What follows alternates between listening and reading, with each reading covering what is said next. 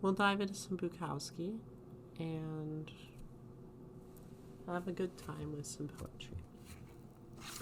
So last time, we read the introduction and looked at friendly advice to a lot of young men and a lot of old men too. This time, we will keep going. Prop up the book again, helps it be a little closer. And this poem appears to be called As the Sparrow. Sparrows are a bird that I like a lot. Small, smart, delicate creatures. So I'll get my pen and start on this. Trying to get a good crease here to make this easier to read. So here we are. To give life, you must take life. And as our grief falls flat and hollow, cough drop, upon the billion-blooded sea, I pass upon serious inward-breaking shoals rimmed with white-legged, white-bellied, rotting creatures, lengthily dead and rioting against the surrounding scenes. Am I wearing this inside out? No.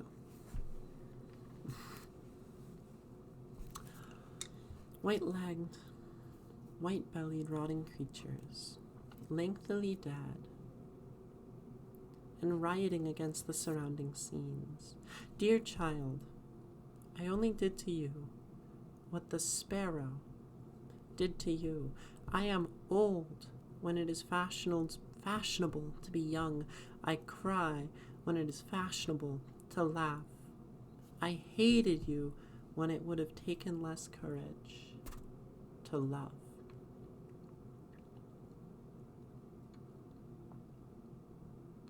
Well, this is a cool poem. Very excited to dig into this one. Fascinating imagery. So, to give life, you must take life is a very powerful statement. One that I'm unsure if I agree with, but a lovely statement nonetheless.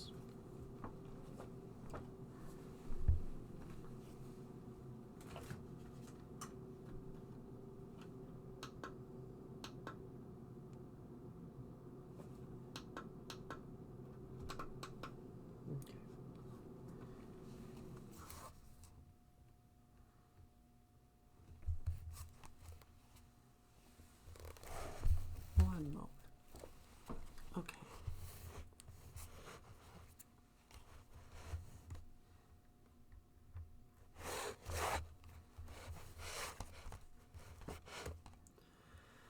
So, to give life, you must take life. And as our grief falls flat and hollow upon the billion-blooded sea, I pass upon serious, inward-breaking shoals, rimmed with white-legged, white-bellied, rotting creatures, lengthily dead and rioting against the surrounding scenes. Dear child, I only did to you what the sparrow did to you. I am old when it is fashionable to be young. I cry when it is fashionable to laugh. I hated you when it would have taken less courage to love.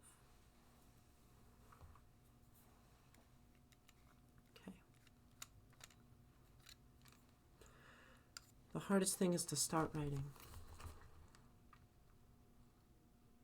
because it's making that first judgment on the poem from which everything else starts. But usually, once you get that first idea, something comes from it, and then something comes from that, and then from that another idea, which loops back and maybe starts the chain going elseways, right? So part of the difficulty in analysis is just making a judgment and finding something to comment on. So I'm going to start at the end. It's always fun. I only did to you what the sparrow did to you. I am old when it is fashionable to be young.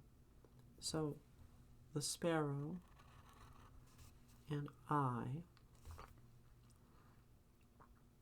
anytime I is used here, it's also pointing toward the idea of the sparrow. The sparrow is old when it is fashionable to be young. The sparrow cries when it is fashionable to laugh. The sparrow hated you when it would have taken less courage to love. Right? Is maybe an implication or an inference we can draw.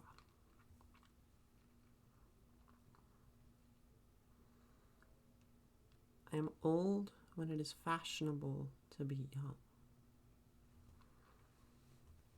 This is interesting because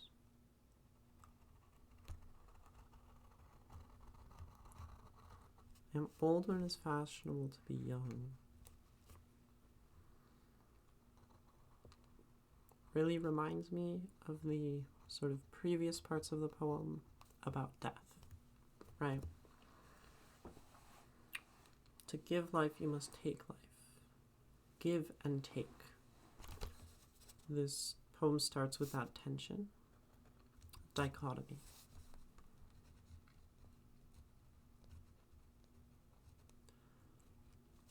And we begin with this dichotomy and we continue through different dichotomies. Old when it was fashionable to be young. Cry when it's fashionable to laugh. Hate when it's less courage to love. Give and take. And I think the order of things, right, give is in that first position of each of the dichotomies, where cry when it is too fashionable to laugh. Hate when it is too fashionable or less courage or easier to love. And then 1, old, 2, young. And then in this case, give is number 1, take is number 2. And that to me is saying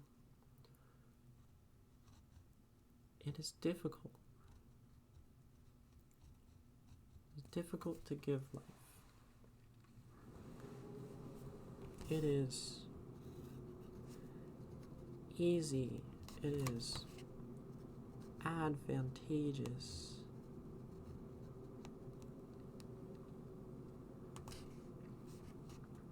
It is courageless to take life.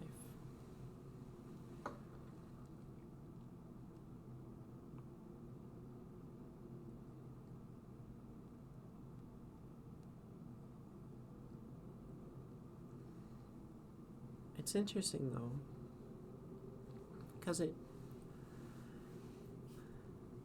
they're giving, they're old, they're crying, but then they hated you.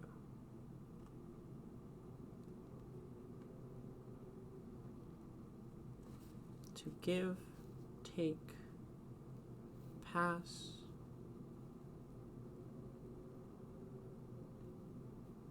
and then am. Looking at tense right now. Hated is past tense. Old when it is fashionable to be young. Cry when it is fashionable to laugh. These are present tense. But they did to you what the sparrow did to you.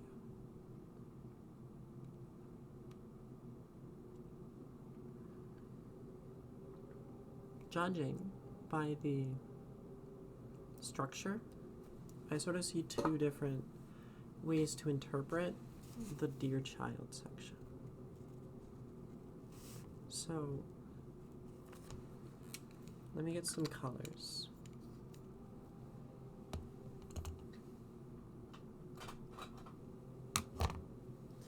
Purple, red, green, blue, pink,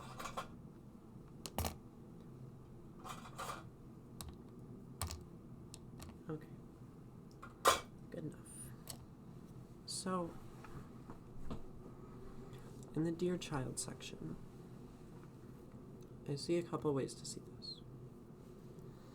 I only did to you what the sparrow did to you, right? And then we would treat this semicolon more like a colon, where what the sparrow did to you is all of this. Now,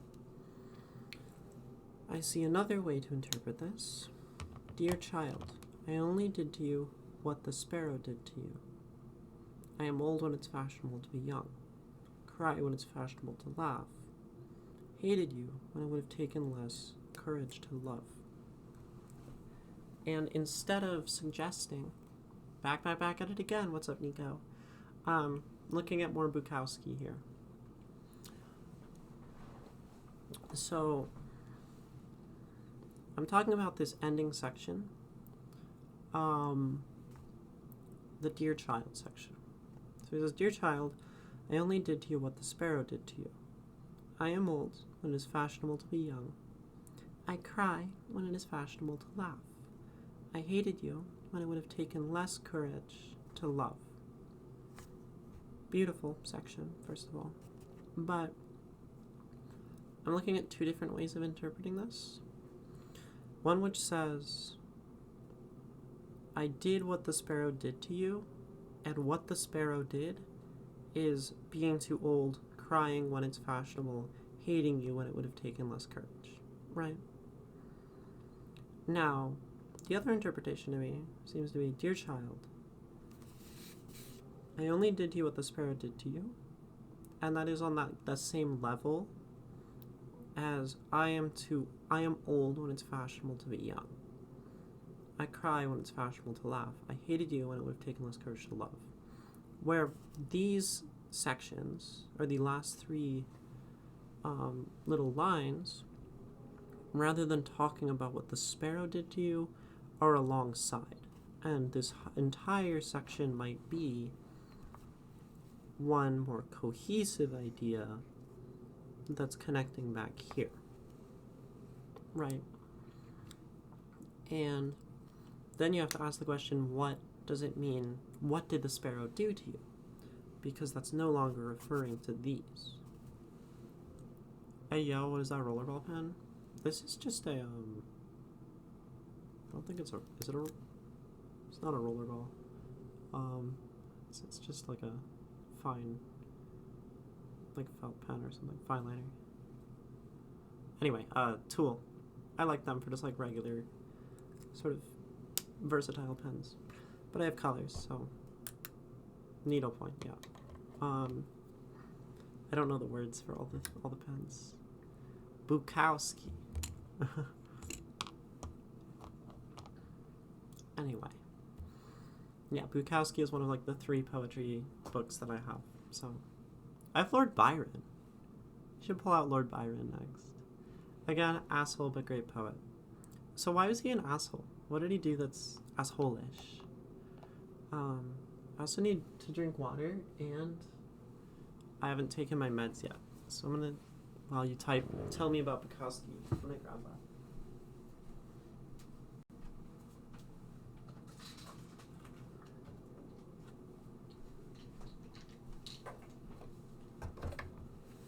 Alcoholic who abused people in his life. Yeah, that tracks.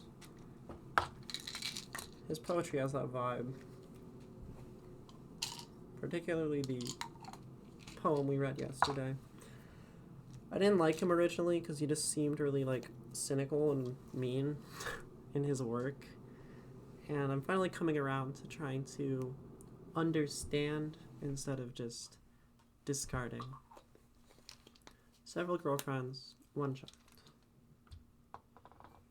At least it's not like I feel like it would be worse if it was like several girlfriends, several children, several, you know, alimony payments. Ah, my bad.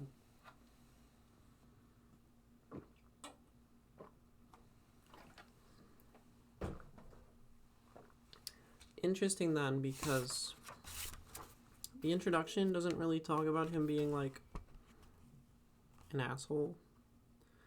But I mean, this is a book collected by a Bukowski scholar, and so they probably simp for him kind of hard.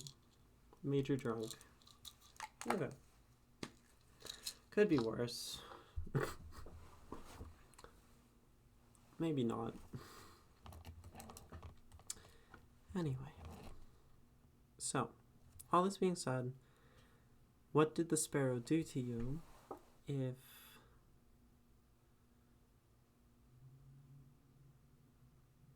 it's not this? If it's not a sort of description of these things, or these things aren't a description of it. So I guess probably look back at the rest of the poem. To give life, you must take life. And this obviously has the same dichotomy. I only did to you what the sparrow did to you.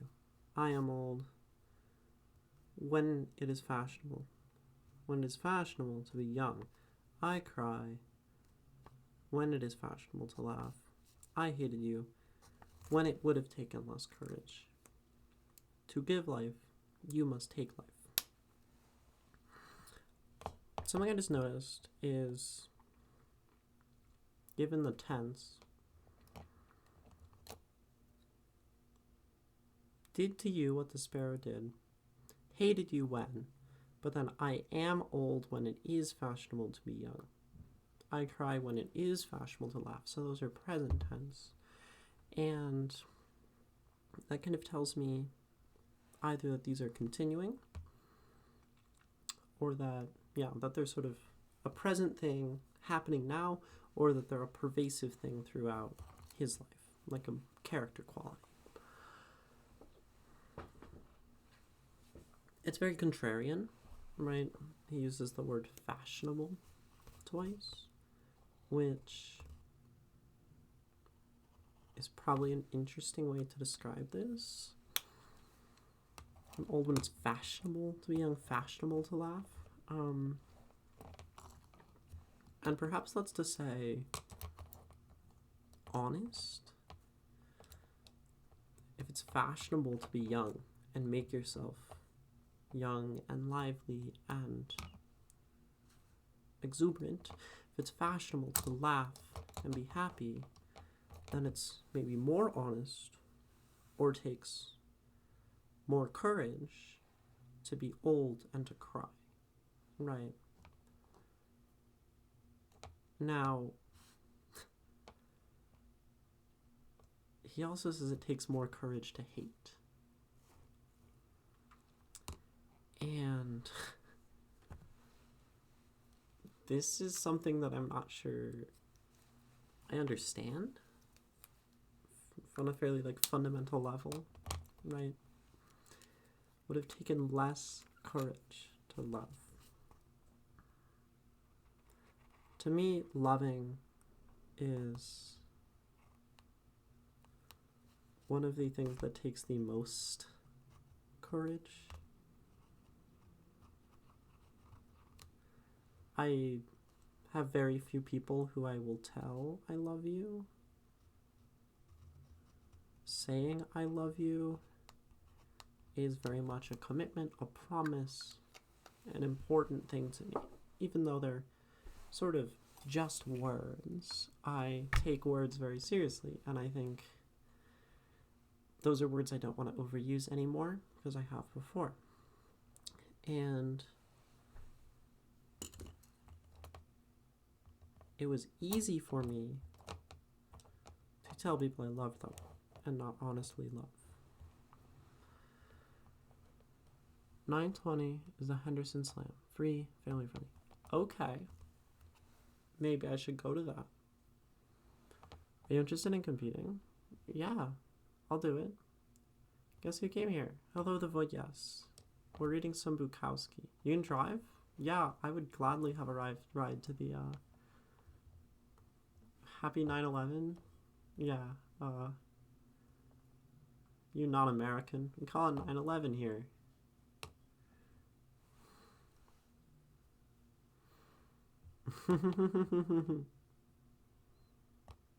Dude. Oh, you were Nico, you were like so alive during that. Tough.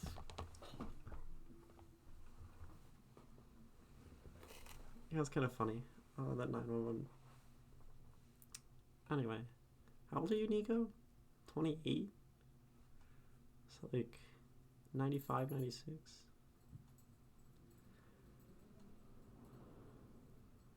Old. Right, I know. Boomer in chat. 97. Okay. Gotcha.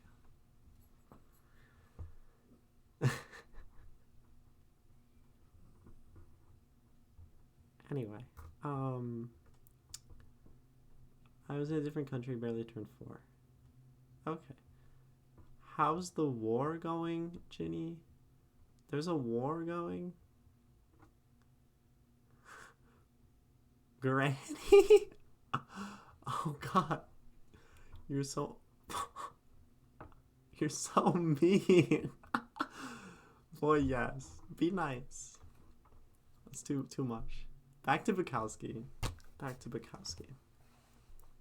So I'm talking about love. And so he says here, I hated you when it would have taken less courage to love. Less courage to love. And this seems entirely like oxymoronic to me.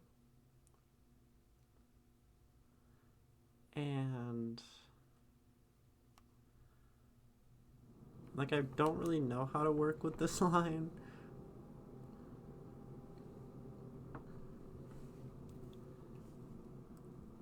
So, kicking Bukowski's butt probably is what poets are dreaming of. Yeah. While he's sober. Oh, I see. Yeah. Well, he's dead, so go stomp on his grave or something.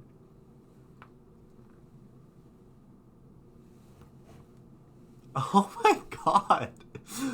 Stop being mean.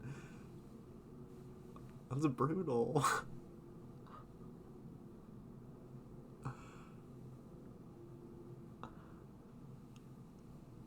But let's also not make too much light of PTSD since it's pretty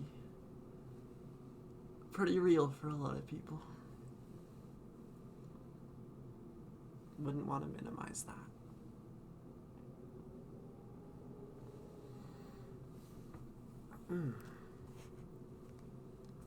So you literally write poems while you see PTSD. I think that a 39-year-old in World War II would be 120 today. Yeah, but no one's 120 today. There might be a few around there.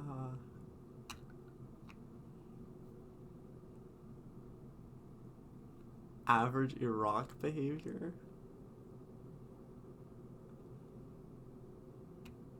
Oh, like the TRPI, is that like the burn pit thing? Or is that another mental condition? Trip haver. Okay.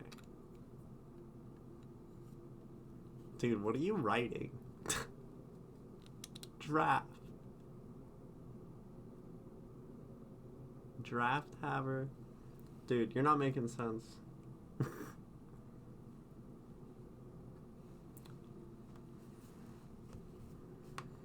Anyway, Bukowski.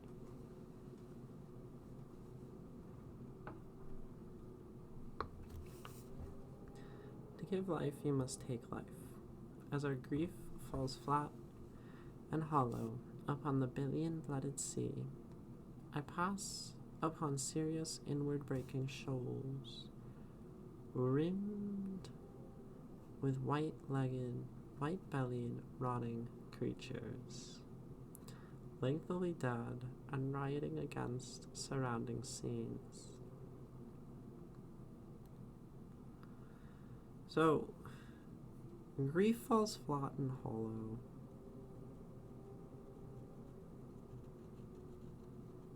So I guess it's important to note that, right, this is a poem that he's having in grief. I guess I'm wondering if the sparrow has, am I writing on the book? Yeah. If the sparrow has specific literary, connotations. I'm just not always super hip on my literary metaphors that are sort of classic imagery.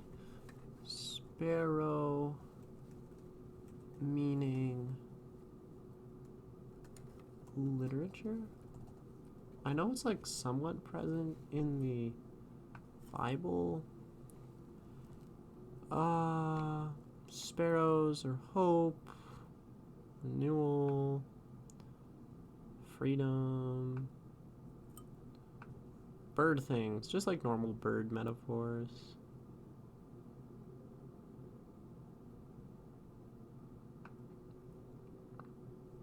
Okay. Not super helpful there. I might as well just call it bird. Anyway, you're crying and kicking. Bird metaphors. Yeah, I know. It's just, yeah. No, writing on books is one of the joys of life. I think this is my book. I own it, and if this is the way that helps me consume and appreciate Bukowski's writing, then of course I'm gonna write on it.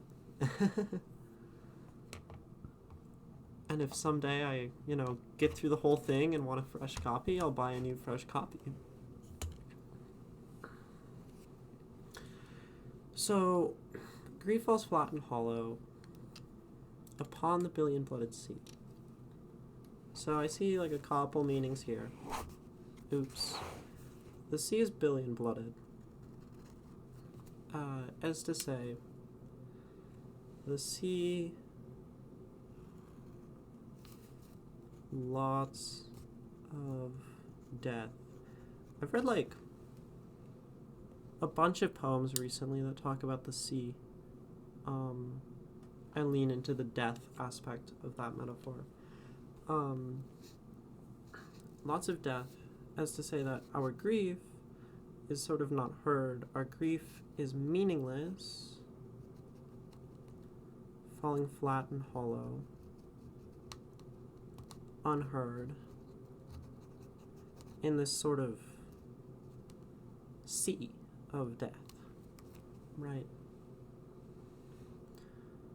Which is great and reassuring, Charles.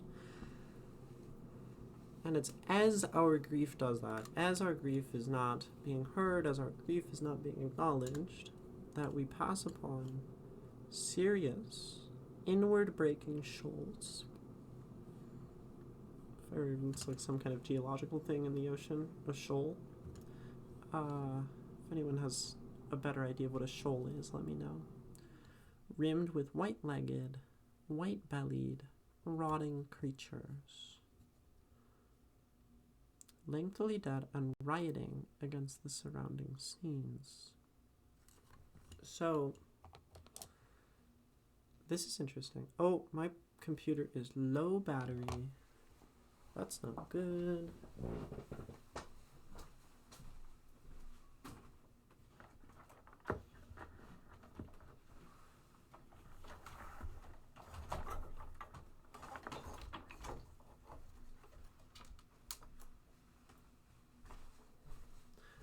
That's why I'm not supposed to like unplug my computer and move it around my room, because then I stream and it's dead. Because I had it elsewhere earlier. Okay.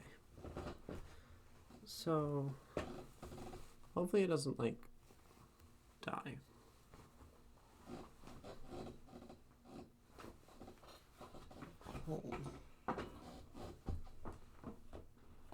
Okay. So, we're back. It's going to talk about rioting against the surrounding scenes. The lengthily dead still rioting. I think that's fascinating. Because those that are lengthily dead still rioting is to say that maybe we grieve over the long dead, allow them to riot, allow them to tarnish the beauty of the ocean, and in the grief, we sort of are holding on for too long.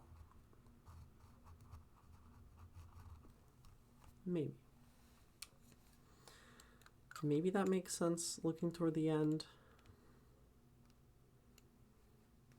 Less courage to love, choosing hate instead toward that. However, he also cries when it is fashionable to laugh,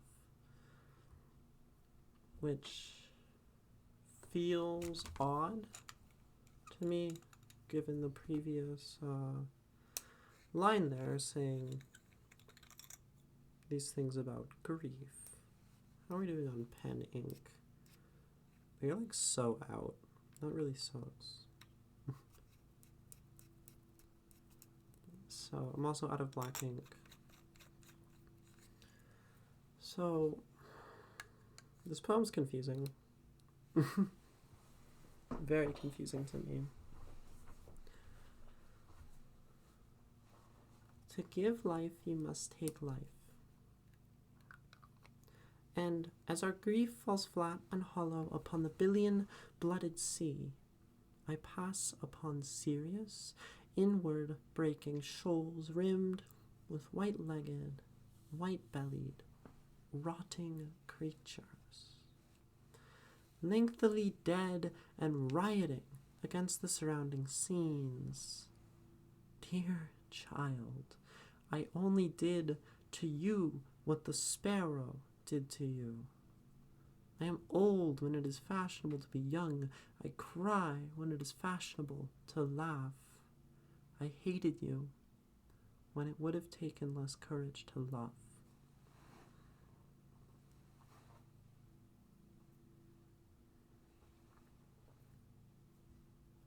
As the sparrow.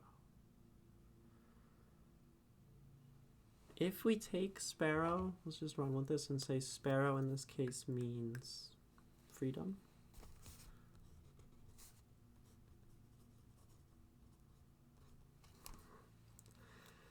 I only did to you what freedom, the freedom of the bird, the sparrow, did to you. I am old when it is fashionable to be young. What the sparrow did to you is old. It's fashionable to be young. Freedom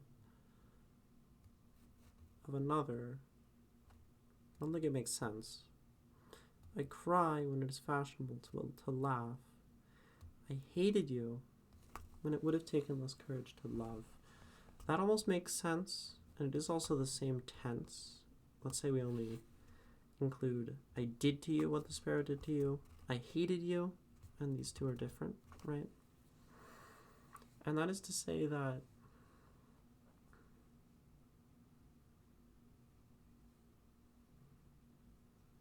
hate, which is the action that Bukowski took.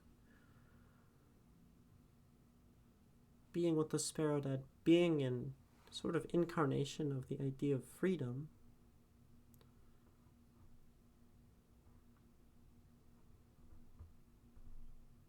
took courage.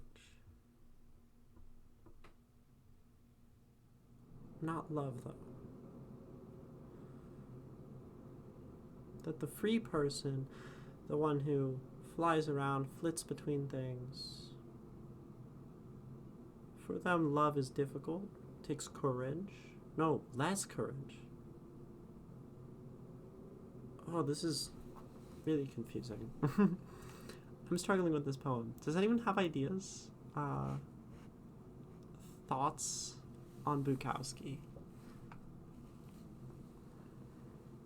To give life, you must take life. And as our grief falls flat and hollow upon the billion-blooded sea, I pass upon serious, inward-breaking shoals, rimmed with white-legged, white-bellied, rotting creatures, lengthily dead and rioting against surrounding scenes.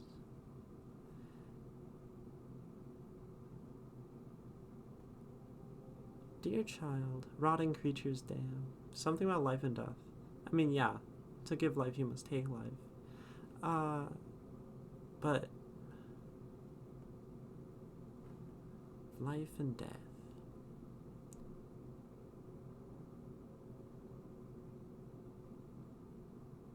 Life. Gotta follow. 0300. Thank you for following. Hi, welcome. So right now I'm reading some poetry. We're doing some analysis of Charles Bukowski, and this poem, As the Sparrow, is giving me quite a bit of trouble in understanding his words. But I hope you're doing well. And yeah, if you like, stream. This is a good vibe. Socials are everywhere else, but I'm glad you followed. Doing this though. What does that circle mean? Yeah. This was me. This was the first thing I put on the page. This was me sort of explaining that the beginning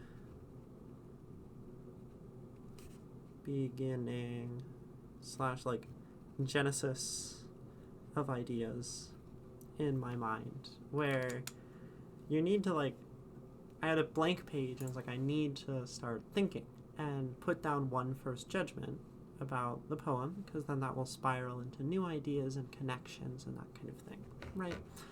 So I had like a circle here, and then once I get that first circle down, it can go off to other things. They can lead to new ideas. They can come back. They can branch off. And really, at some point, it ends up being a sort of web of connection and whatever, right? So it was more just me trying to explain that, by starting, I would get somewhere, because I had nothing. And so then I started looking at the Dear Child section, and now we're a bit further on, right? So that's sort of the idea. So, I still lack a close understanding of what this poem is saying, though, but I've written a lot more on the page. How does the poem make me feel? Let me read it again. As the Sparrow. To give life, you must take life. And as our grief falls flat and hollow upon the billion-blooded sea, I pass upon serious, inward-breaking shoals rimmed with white-legged, white-bellied, rotting creatures, lengthily dead and rioting against surrounding scenes. Dear child, I only did to you what the sparrow did to you. I am old when it is fashionable to be young.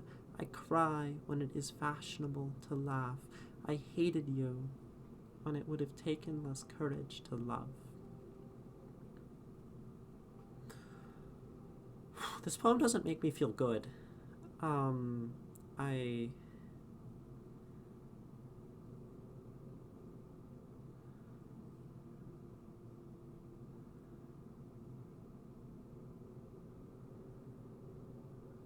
It feels very stuck. It's giving me this feeling of stuckness, as to say that we're in this cyclical life-death sort of deal, falling flat and hollow, this sense of immobility, where the past tense parts are, talking about hate, and then it's talking about being old and crying and going against fashionability. And it feels really...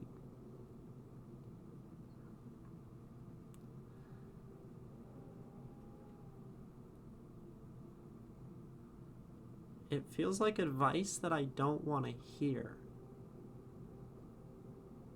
Am I open to watching someone else's analysis of this poem? Yeah. Yeah. I would love to know what you feel about this poem and what you think. Because I'm super stuck, actually.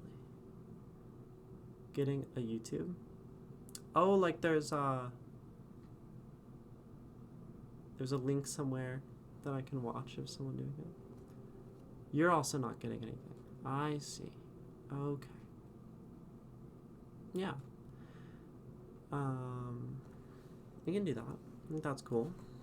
I like that idea.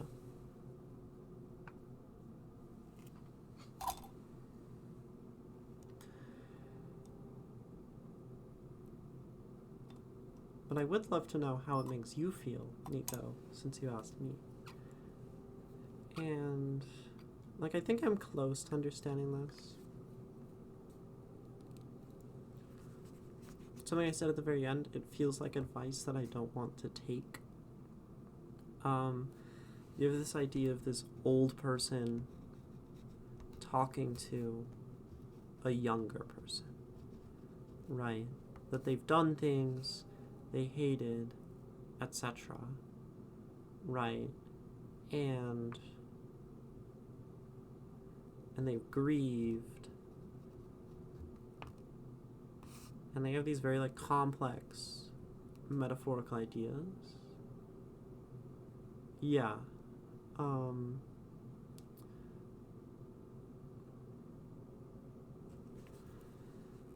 yeah, let's try to understand this. So I think what I can do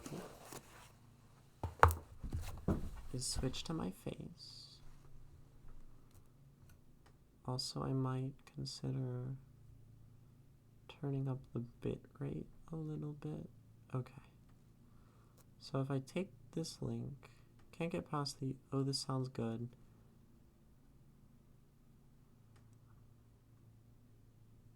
Oh my god. Oh, this sounds good, but I can't get past Bukowski being a massive asshole.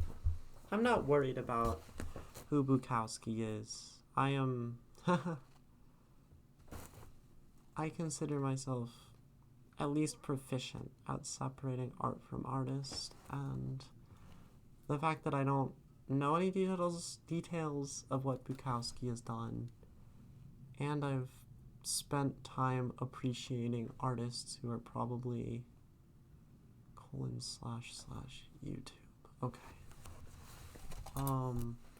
Dude. Copy.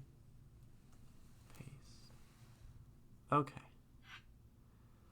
As the Sparrow. Oh, it's even from Essential Bukowski. Look at that. So we can have a second opinion here. So let's see what this person says. And I'm going to try to stream the YouTube video. Is this something that stream can see? Yeah. I'm going to start it, and I need to know if the volume is okay. Hey y'all, it's Jen, and welcome to my channel, Ifers Inklings. Today we have the second Volume's installment good. of Okay. the 95-part series as we go through... It's the same book, so this works. The poems that were selected and edited by Sparrow. If you haven't seen my announcement video, go check it out because I go into a She has auto captions? I don't have captions on. Oh, turn it on. I see. Yeah. Sure. How Abel picked these poems and kind of what we're talking about in this series. Again, we're just going through his poetry page by page to really see if these are. It's funny that this is what I'm doing, and they have a series. So this will be helpful if I ever get stuck. I always feel like I need to do a disclaimer for Bukowski when I talk about him. He is my favorite author. I think he's very accessible. Accessible? I don't know if I agree with that. He can be rude, he can be crass, he can be vulgar, and his poems will sometimes contain that as well. So if you're not into that thing, or you are underage, if you are, how did you find my Bukowski poems anyway? Funny. But if those kinds of things offend you, go ahead and click out of this. This isn't going to be the series or the poet for you. Although, if you can handle a little bit of vulgarness and crassness and rudeness and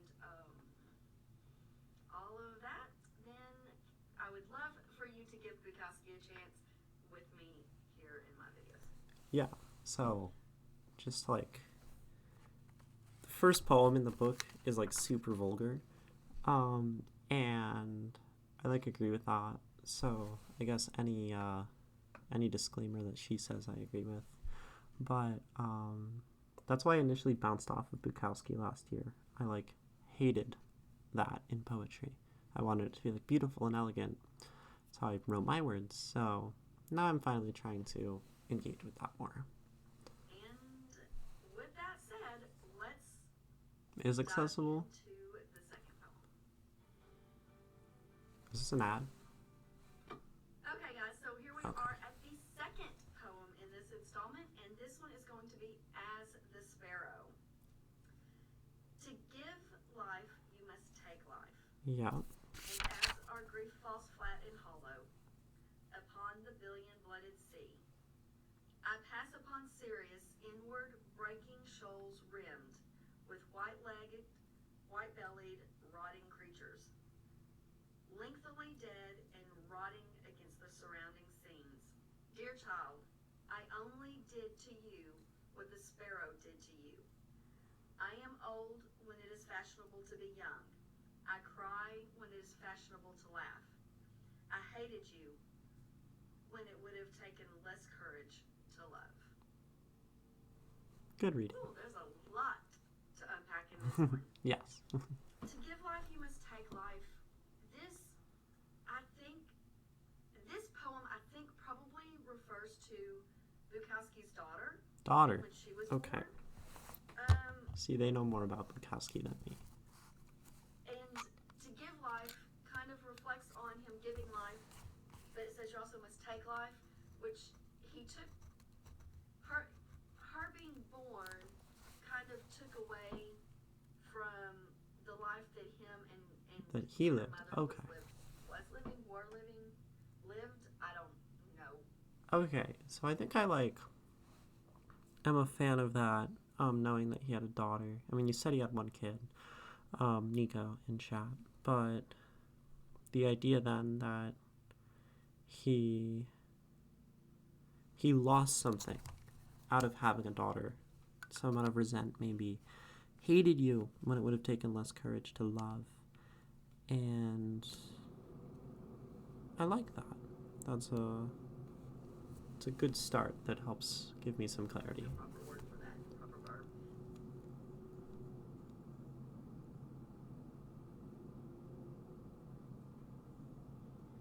There's a lot of allegory in this that I don't really understand. Oh no. We're in the Someone same boat. knowledgeable in this area of poetry and No. the descriptions and It's funny. why is he pulling in the birds? He's talking about Right, yeah. dead birds, really. He's talking about dead birds. White-legged, white-bellied, rotting creatures. When we look back on Bukowski's life, he didn't think he had anything to offer anybody, and so that's kind of what he's passing on. Didn't have anything to I pass offer. upon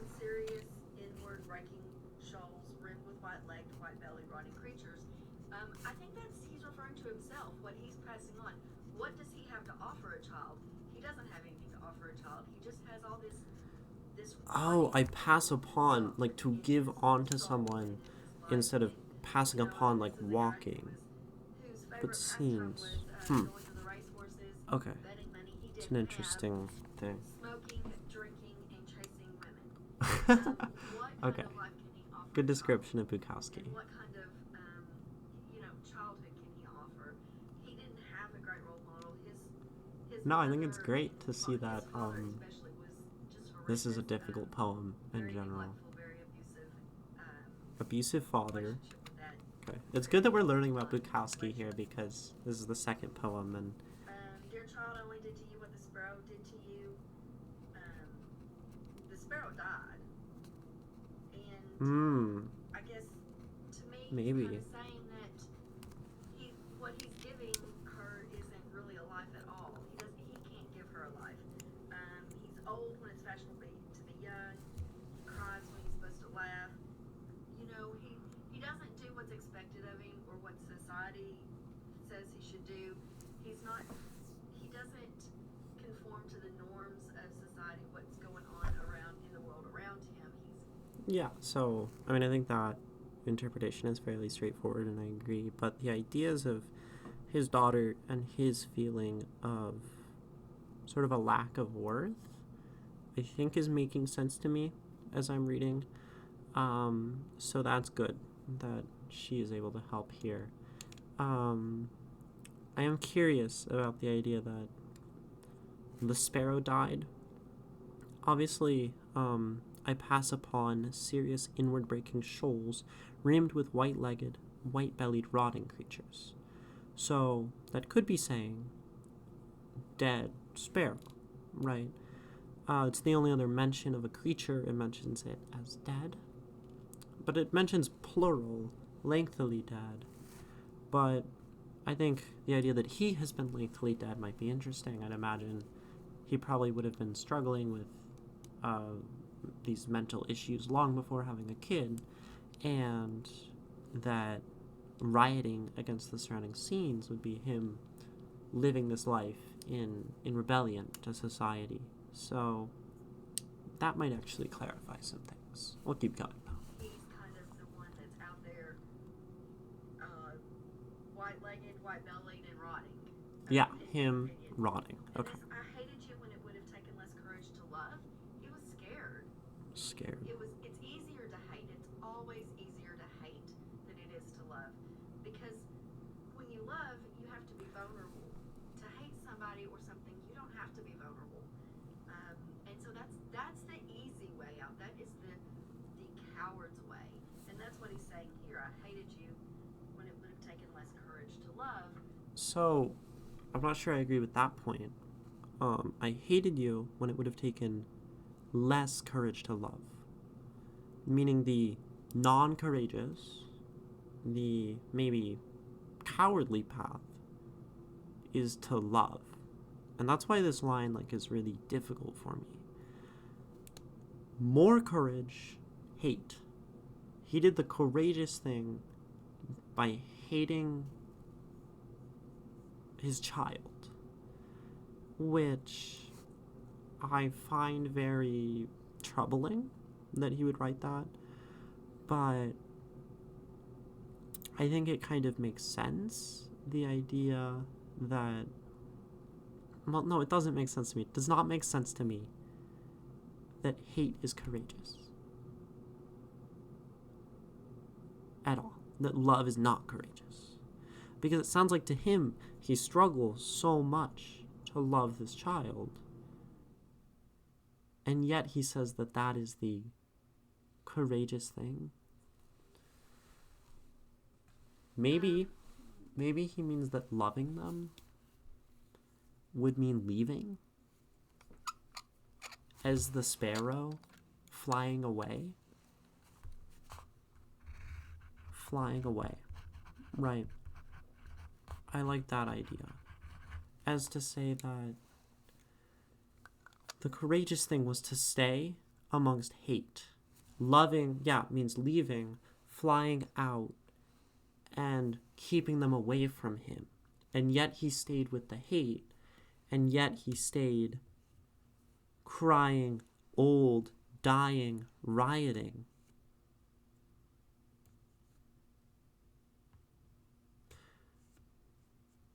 But he does say, I only did to you what the sparrow did to you. And that makes me wonder, right? Because he has decided to stay. Unless he left his kid. Nico, do you know if he left his kid? Or if he stayed with her? Kind of sounds like the kind of guy who would leave his kid. Okay, let's look up. Charles Bukowski, daughter. Right, I think that will help us. Charles Bukowski, daughter. Right. So I'm going to put my face on for now. Marina Louise Bukowski was born. She would be his only child. Beginning, he wrote his column, Notes of a Dirty Old Man. Wrote in magazines. Black Sparrow years. It's interesting. In 1969, he was accepted an offer from Black Sparrow Press. Maybe that's a coincidence, but what the Sparrow did to them. This is when he focused full-time on writing. He was then 49, and this would have been after he had his kid, shortly. 2 choices, stay in the post office and go crazy, or stay out here and play at writer and starve. I've decided to starve. So as the Sparrow, as the Black Sparrow maybe, it makes sense given the time, the Sparrow starved her. He was not successful working for an independent press. And he starved her in that same way, maybe emotionally. Had a bunch of love affairs, one-night stands, Linda King, someone named Tanya, a pseudonym of Amber O'Neill, which was also a pseudonym, describing Bukowski's women.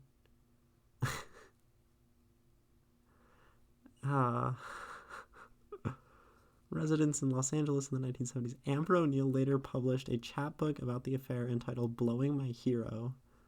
Okay, this is wild. Family. So arrested. Wow. He was arrested for evading the draft in World War II.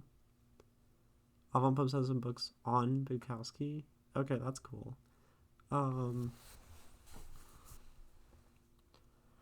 So, this is interesting.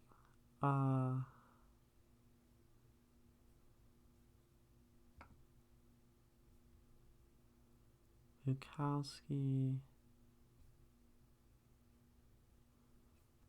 It's hard to see anything, to find anything about his relationship with his daughter. Bukowski daughter relationship. There's a Bukowski forum. Not the most reputable source, maybe. Rarely mentioned. Vague. She's still alive.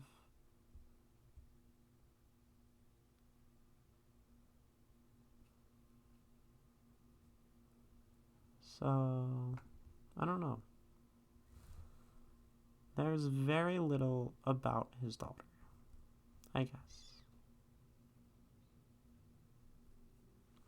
That being said, I think knowing that he had this daughter, knowing that it coincided maybe with this time working at a publisher called Black Sparrow, might make sense to me that he... Oh, not this scene. Leave the screen. Find Chrome wherever that is. Okay.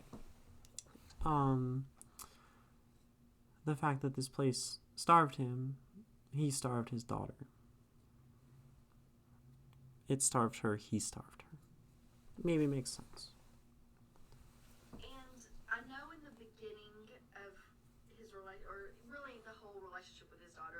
it wasn't always a very good relationship. He loved his daughter, but he didn't think he had anything to offer her, and he didn't know how to be a dad because he didn't have any kind of role model. Right. And he didn't know how to relate to her because he was this old drunk poet. Old drunk poet. That's gonna be me someday. It's gonna be great. He didn't have anything to offer her or her mom. And that makes sense with him working maybe at the Sparrow, not having anything to offer, right? Probably he felt like the best thing to offer them was for him not to be involved. Not be involved. And Yeah. so I think that that's kind of reflected in this poem. I'm sure the birds mean something, but I don't know. I think she's so close to making. I think she's so close to making the connection there with the bird being leaving. She said maybe it was better for him to not be present, and I think that's maybe the connection. Oh, she has some great books on her shelf. The Diabolic, excellent recommendation. Science fiction. Mouse, one of the probably most renowned graphic novels of all time.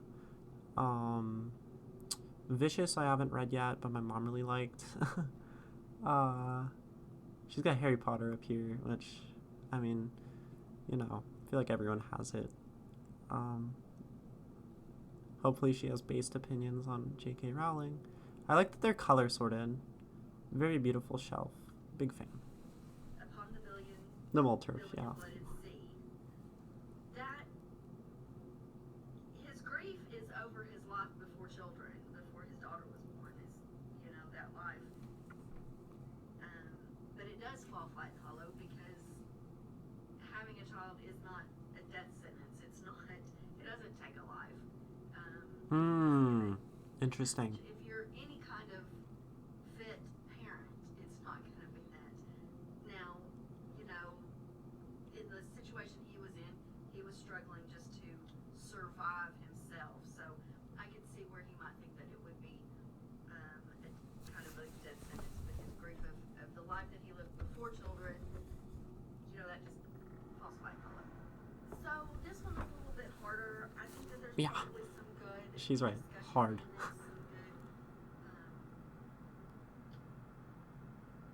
Things to think about. It's not one of my favorites. It's harder for me. It's not one of the easier, more accessible poems in my opinion. Very true. Bukowski's.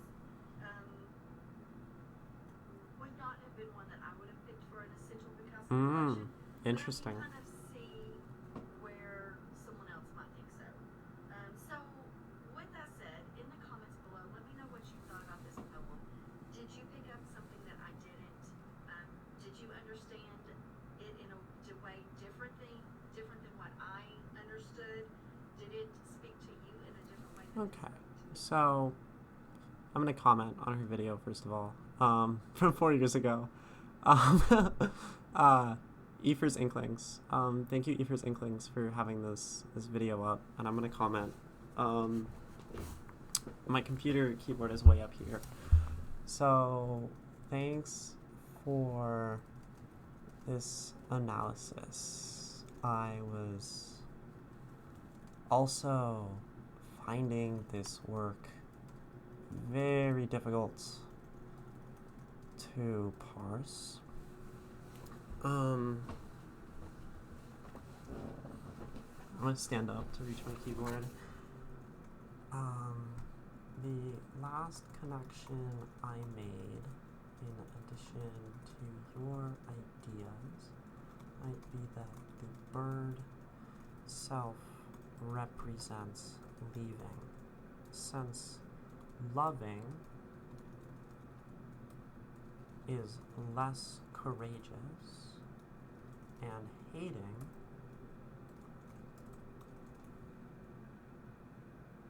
good keyboard stance. Yeah, I'm posted up. And hating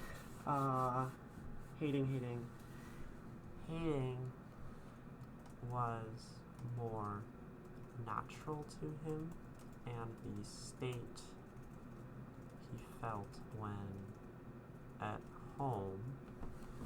The last connection I made in addition to ideas might be that the bird itself represents leaving. Since loving is less courageous, and hating was more natural to him, and the state he felt when at home,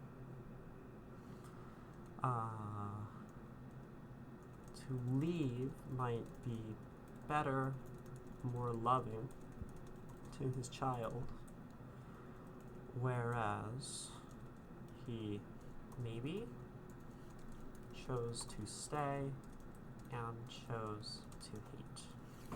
Okay. Good video.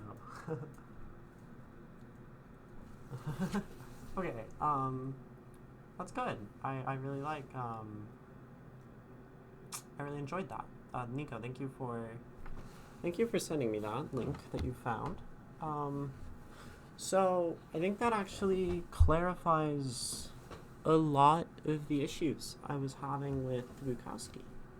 It's in a different video too. I might watch that as well. I guess I have no reason not to get another perspective. But let's go back, given the new information, and think about some of those things. Right. Try to get this a little closer. I need one of those like book holding like lectern things, you know. Just like a mini one that like goes here and holds the book open and stuff.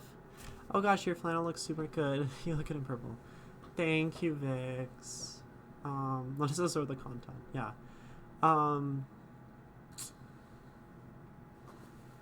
That's my girlfriend. Oh, we're gonna read one of her poems on stream today too. If she still wants me to. But yeah, we can absorb content in a minute. That makes streaming really easy. Oh. So yeah. To give life, you must take life.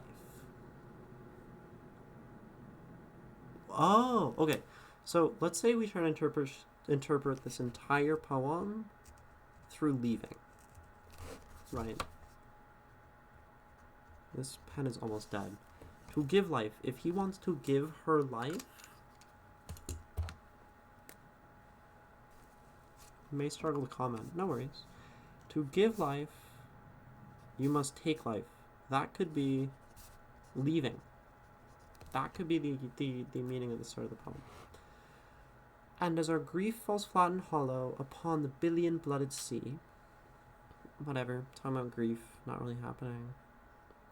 Maybe not having grief over that idea. I don't know. Passing upon serious inward-breaking shoals rimmed with white-legged, white-bellied, rotting creatures, lengthily dead, and rioting against the surrounding scenes. Right? So, to me, maybe this says the path that he would take in leaving is difficult for him amongst death, lengthily dead, rioting creatures, right? This could also, again, be passing upon as in giving to her in terms of provision, passing upon to her. Serious inward-breaking shoals, rimmed with white-legged, white-bellied creatures. So, passing upon in staying, he gives her death. He gives her pain. He gives her an old man rioting against the world. He gives her struggle. Serious and inward-breaking. Perhaps that, maybe that even looks to him. Serious and inward-breaking. Inward-breaking could be referring to the shoals in their shape, but it could be saying that he's a broken person. Right? Bukowski is broken. Inside. And being broken, yeah, makes sense. He did to you what the sparrow did to you. Maybe double meaning with the freedom, the leaving, and the publishing company to say he provided nothing. The sparrow provided to him, and by extent her, no monetary value. He provided to her no emotional support. He provided a serious and inward-breaking man. He provided her an old man, not fashionable and not young. He provided her a man who cried instead of laughed with his daughter. He provided hate. instead of, but he had the courage to stay, which is interesting. He probably thought maybe amongst these one night stands, these affairs, to leave. And he hated her. But it was courageous to stay in hate and provide what he could, as opposed to leaving, which might have been the more loving thing to do.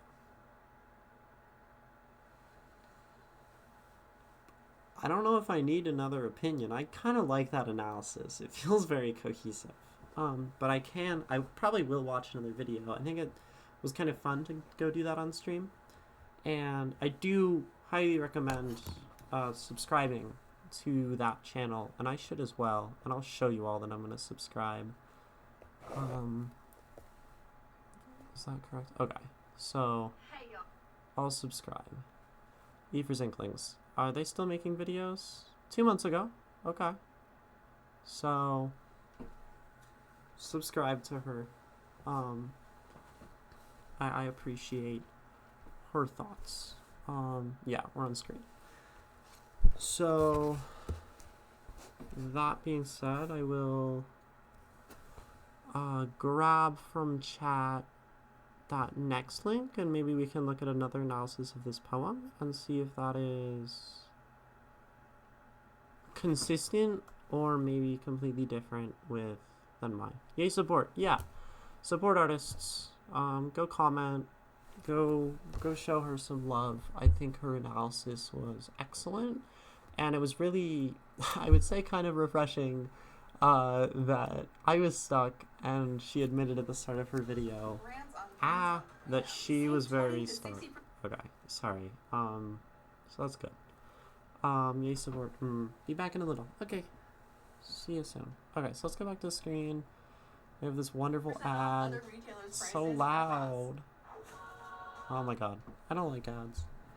I don't think anyone does. I think the monetization of our time is a very difficult thing to deal with. How is the volume? Is my voice good over it? Is it good? Little loud. Number 1, the poetry discussion playlist.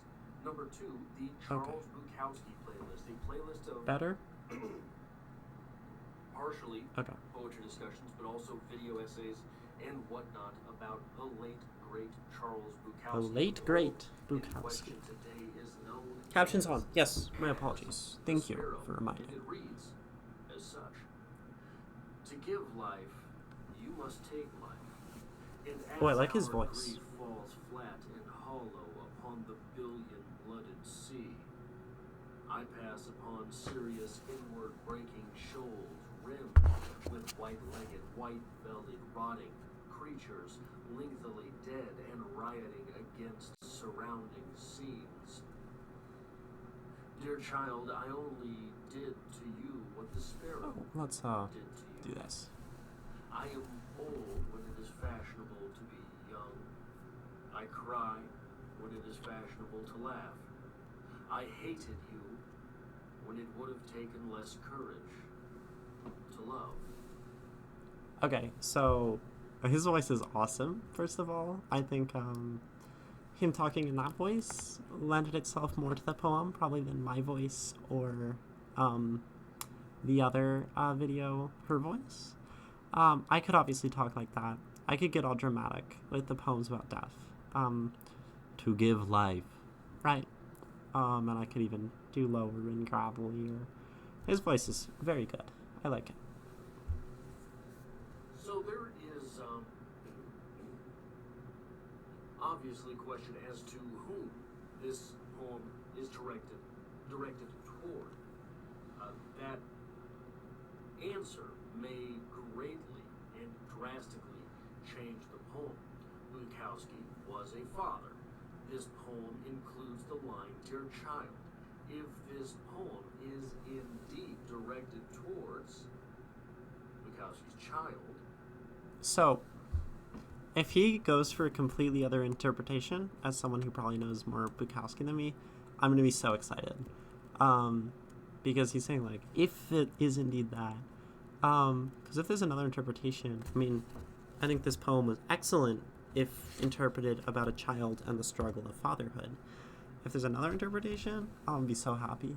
It becomes very different very quick. It becomes something much less interesting, Oh. but What? likewise much more literal. Okay. In that, yeah, it would have taken a lot of courage to hate your own child, and very little courage to love your child.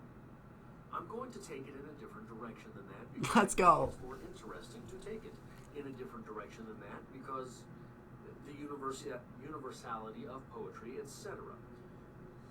So this opening line here, to give life, you must take life. Obviously, that is not true. Obviously, that is not a reflection of Yeah. reality. That was like the Obviously, first thing that I is not thought. a one-for-one translation of the world into literature. You do not have to kill, for example, your wife to get a daughter. Hold on. Now that he's talking about other interpretations, I sort of immediately see with the idea of the child and hating. I wonder if there's an interpretation of this that talks about the Christian God. Bukowski, that sounds Polish probably. Polish American, I think. And he was born in Germany. Okay, that's right. So, like, talking about God, right? Hating your child, forsaking, right? Jesus. The idea of the sparrow, which I think is mentioned biblically. To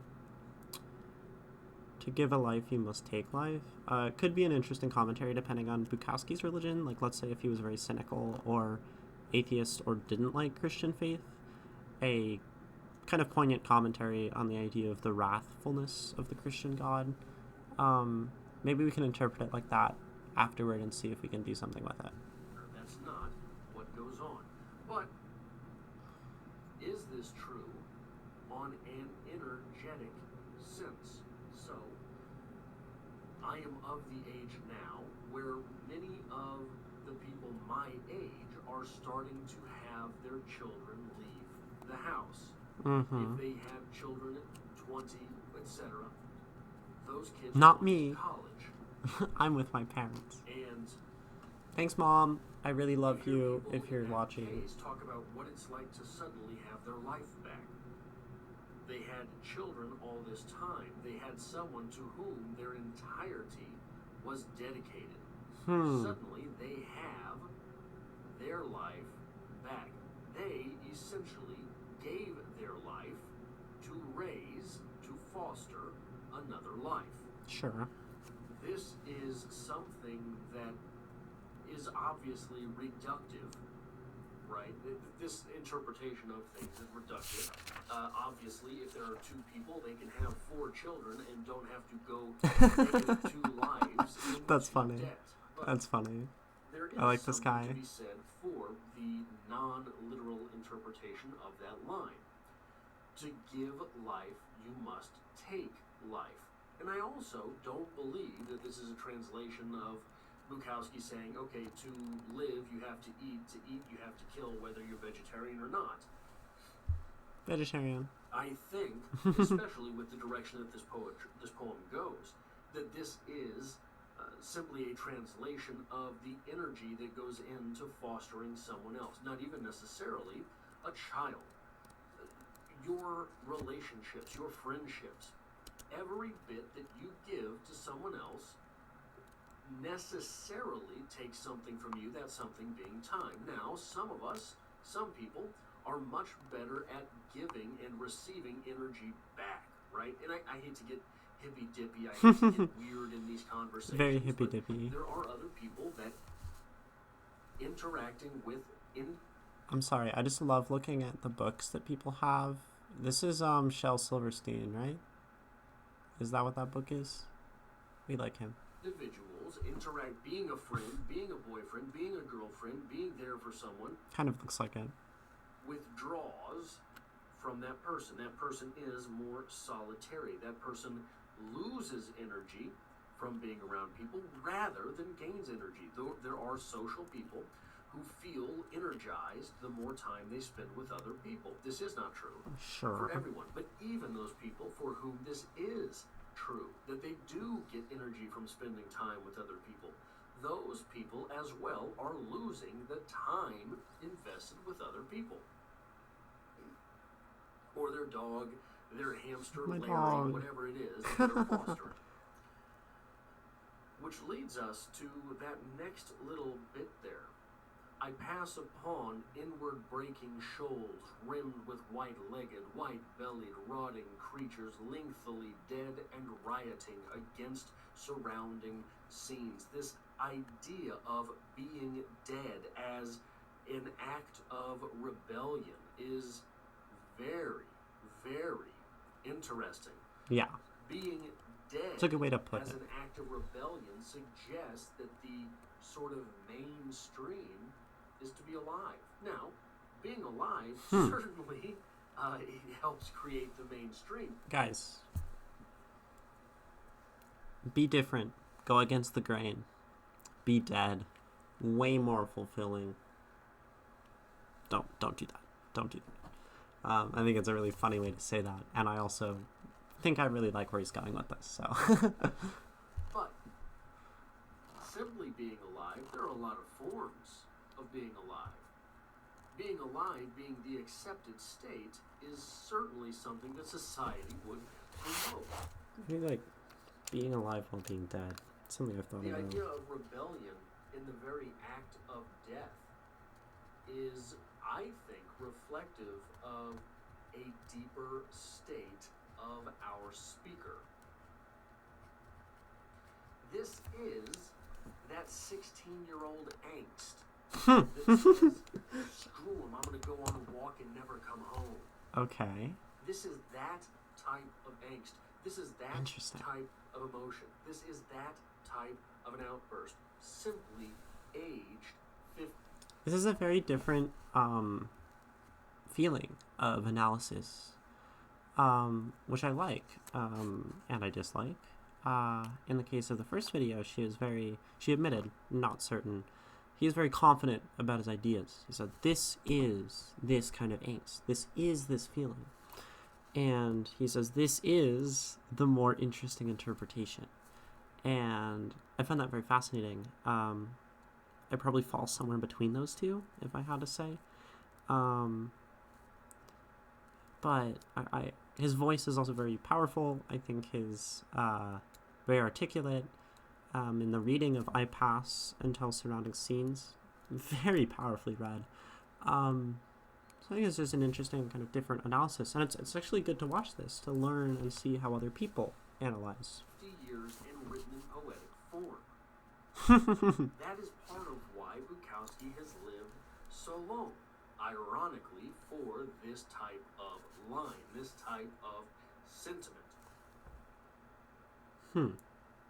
But I think that on a grander scale, look, what I often talk about with Bukowski is that one of the really compelling things about his poetry is that Bukowski's speaker invites us into the poem. And invites us into the poem to judge the speaker. Very not true. Yeah. to judge the subject. Lines like, I hated you when it would have taken less. That was a beautiful, snaps. That was a beautiful analysis, or beautiful phrase. The poem invites you to judge the speaker, not the subject. Bukowski shows us flaws in poems. In the last poem, he wrote, break your head with a hatchet, but don't write any more poetry. He writes on contradiction. He writes on pain. He writes on, I hated you when it would have taken less courage to love. He writes, to give life you must take life. He writes things that we can judge. He doesn't want us in this poem to judge the child. The child is there. The child is maybe one of the main subjects. But Bukowski is so... His poem shows a person who's to be analyzed. A person with opinions, and he seems to know that they might be wrong, they might be disagreeable, they might be rioting against the surrounding scenes, they might not be fashionable. That clicked for me. I really appreciate that. So, Courage to already love. great video. It's not a very nice guy thing to do. Right? That is not a very supportable line. Yeah. Especially if this is directed to dear child, my child, as the speaker would state perhaps.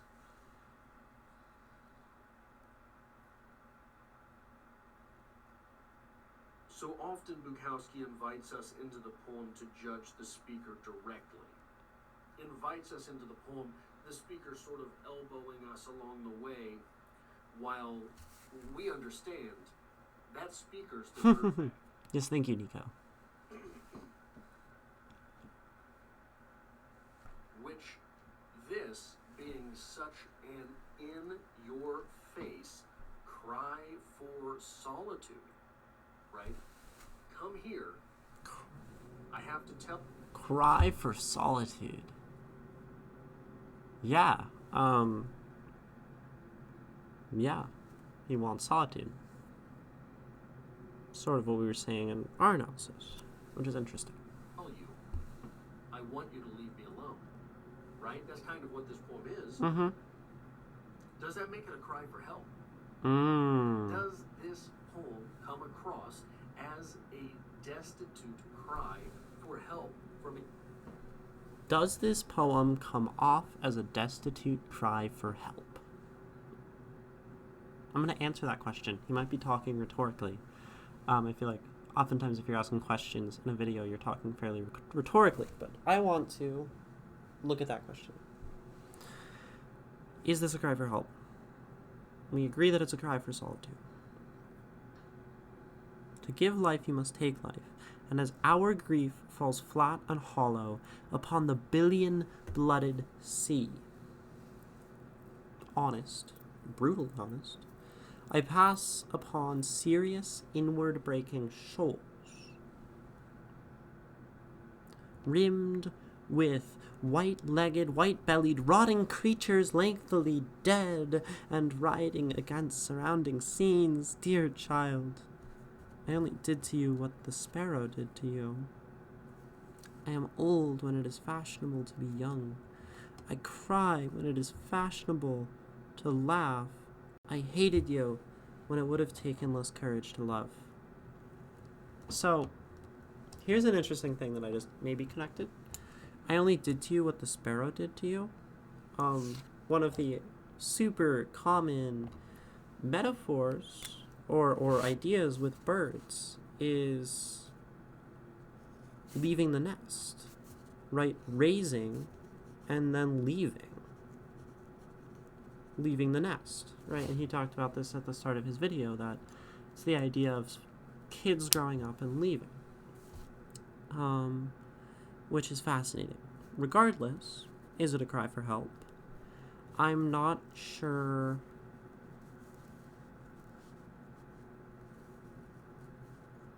Yeah, I don't think it's a cry for help. You wrote, sorry I'm a shit dad. Yes. I think it leans more toward the idea of an apology. He's not asking for help. He's just looking at himself and saying, he might agree that he should have had help before, but it's already gone. He doesn't need help at this point if she's already left. And she has. Only did to you, hated you. So, yeah, not a cry for help as much as an apology or looking at how he might have needed it before. A speaker that does not know how to ask for help. One of the more sort of enlightening and popular and lighthearted Bukowski poems, if you can call it that, is Bluebird. There's a bluebird in my heart, but I pour whiskey on him. I inhale cigar smoke to shut him up, right? This guy clearly knows Bukowski very well, considering that he just off the dome quoted Bluebird. I don't know if that is in my copy. There should be a table of contents. There's no table of contents in this book, and it really pisses me off. Oh, oh wait, is it in the back? No. So maybe someday we'll come across Bluebird. Anyway, continuing. The conclusion of the poem, of course, being, I pull him out and I tell him, look, I know you're in there, so don't lose hope quite yet. Jeez, okay. Is this poem a reflection of a speaker who has let that bluebird die? Obviously, you have to credit Bukowski with the self-awareness necessary to write a poem like that, as opposed to just have a bleeding heart on the page that is completely oblivious to any type of signaling that might be going on. Credit to him for not just bleeding onto the page. Credit to him for, as he said, putting onto the page a speaker to be judged. To say, this is how I acted, this is where I was, and now you can look at it without signaling, without twisting it with his emotion. You're very bleeding heart, and you're very excellent at writing bleeding heart. So, I wrote a very bleeding heart poem yesterday. I do sometimes. I think I'm still trying to find my style, to be honest. But yeah. This poem is in fact a cry for help. You have to understand that Bukowski probably would have known it. If it was, he would have known it. But despair seems to care little for the appraisal of others.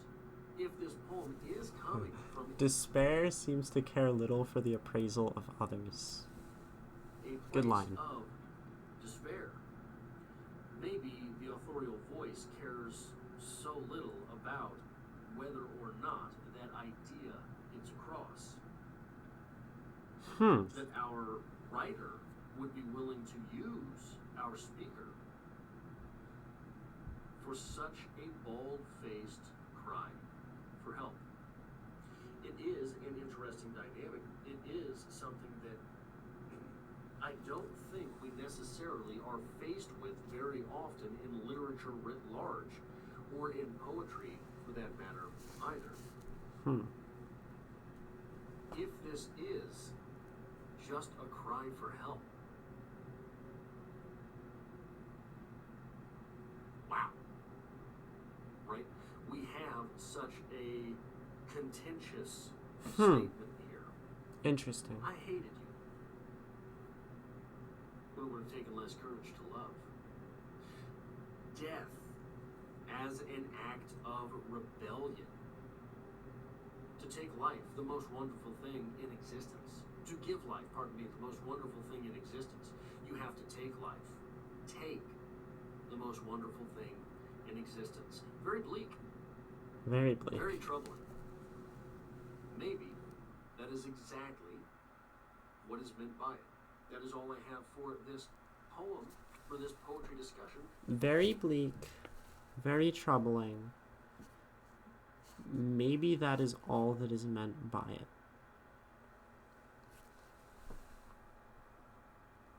Huh. Wow.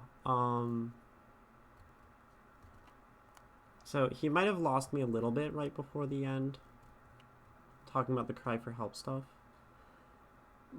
He talks a lot in hypotheticals. If this is this, which is good.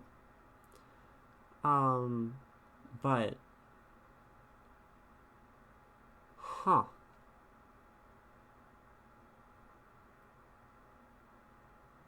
I mean, fascinating.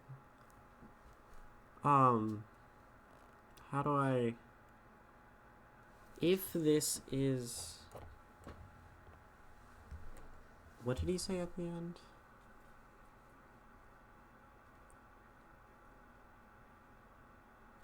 What is meant by it? That is all I have for this. That is exactly very troubling. Very bleak, very troubling. Maybe that is all that is meant by it.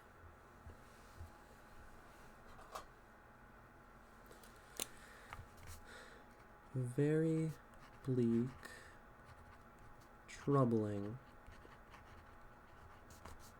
Maybe that is all that is meant by it.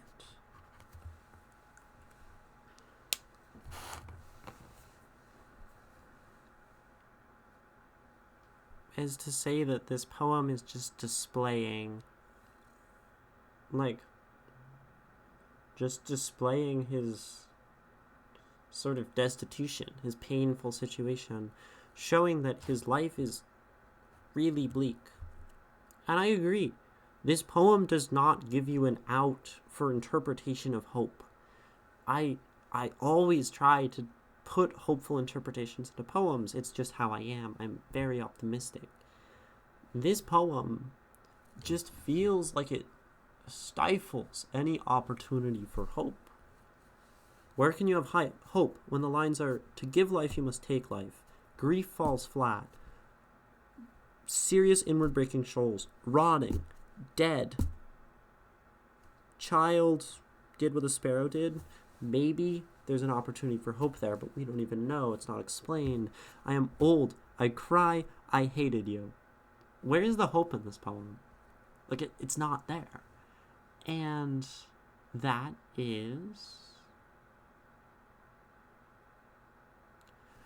really powerful as a thing to note, that he wrote this very intentionally, or bleeding heart, in a sense. But he wrote this very intentionally to say this specific thing. Bukowski seems very specific in his writing, the words he uses, and maybe that's something to keep in mind as we keep reading Bukowski. I think it's good to read Bukowski every day on stream.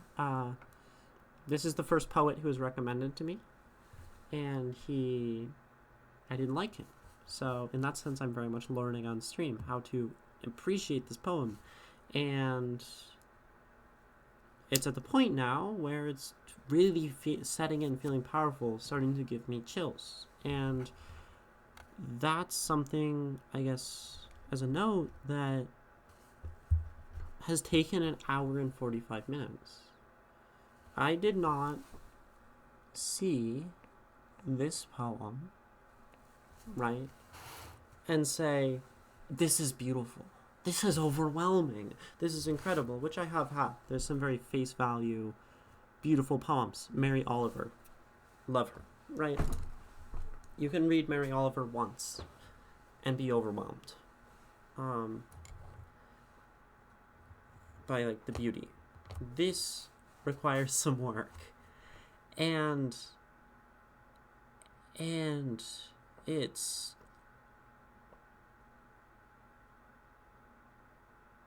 at that point, this just becomes really gorgeous.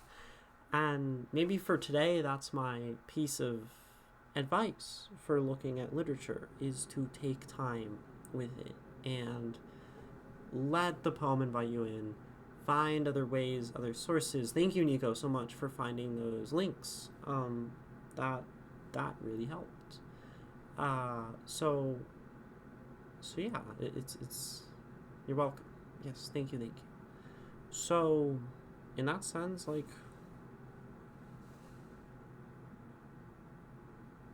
like this poem a lot.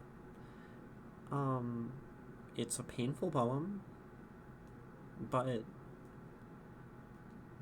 poems have feelings. We say that. Too many feelings in poetry, and this one does not disappoint. I'm going to leave a comment and subscribe, I guess. He also has, it looks like, a personal YouTube channel, but I feel the need, if I'm going to use their content. I obviously by no means intend to have personal gain off of someone else's content. Of course, I also believe that art should be free and open for all to use and generate positive artistic change and progress. But we also live in a world that requires ownership for survival.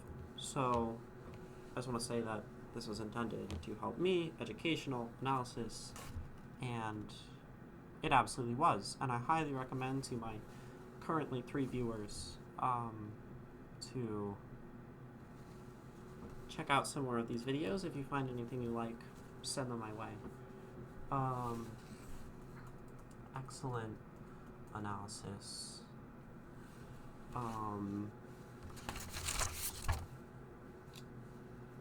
Very bleak, troubling. You end with very bleak and very troubling. I like to give specific feedback. Maybe that is all that is meant.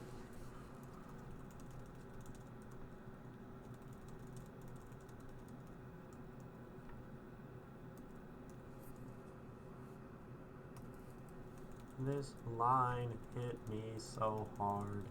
OMG.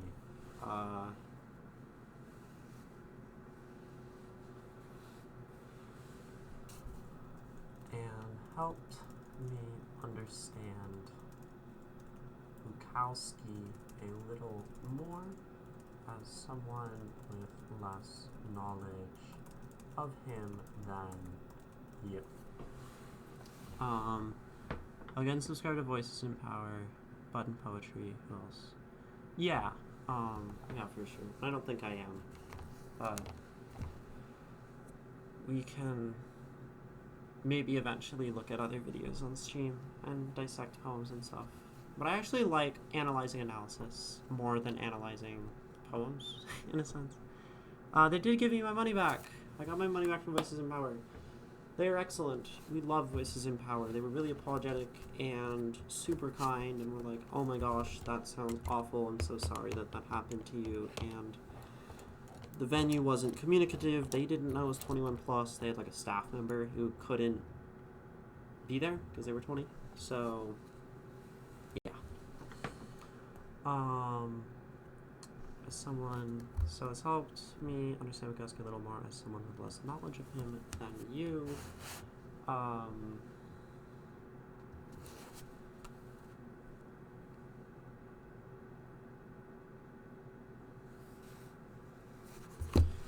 You're pointing out of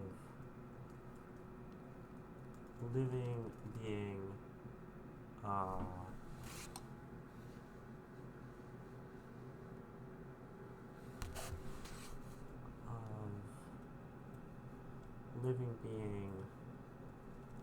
the norm as a contrast to death being rebellion